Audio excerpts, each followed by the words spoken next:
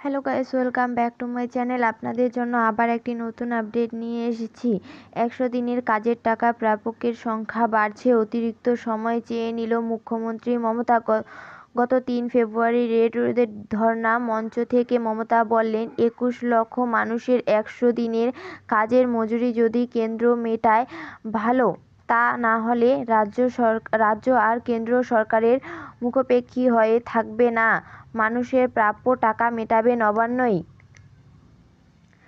রাজ্যের job card হোল্ডারদের কাছে 100 দিনের কাজের টাকা মেটানোর জন্য কিছু সময় চেয়ে নিলেন মুখ্যমন্ত্রী মমতা বন্দ্যোপাধ্যায়। তবে এই সঙ্গে মমতা জানিয়েছেন, কেন্দ্র না দিলে 100 দিনের কাজের টাকার পাশাপাশি তার সরকার কেন্দ্রীয় আবাস যোজনার টাকাও মিটিয়ে দেবে।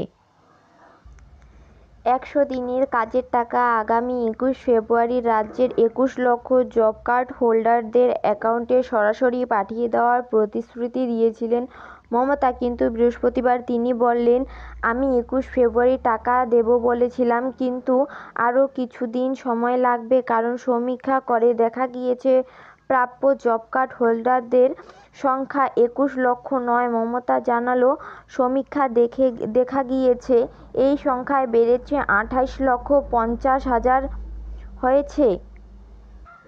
বৃহস্পতিবার বিধানসভায় বক্তৃতায় মমতা বললেন, 100 দিনের কাজের টাকায় প্রাপকের সংখ্যা কিছুটা বেড়েছে। সমীক্ষা করে দেখা গিয়েছে 21 লক্ষের বদলে ওই টাকা পাবেন 24.5 লক্ষ।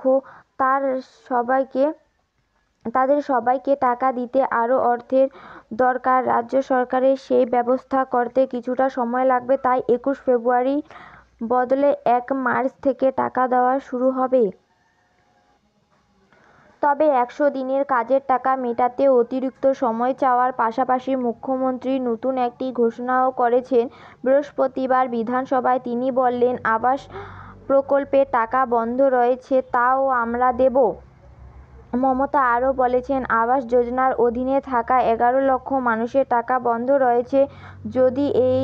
যদি কেন্দ্র ওই অর্থ এপ্রিলের মধ্যে না মেটায়, তবে 1 মে থেকে আমরা ওই টাকা দেব।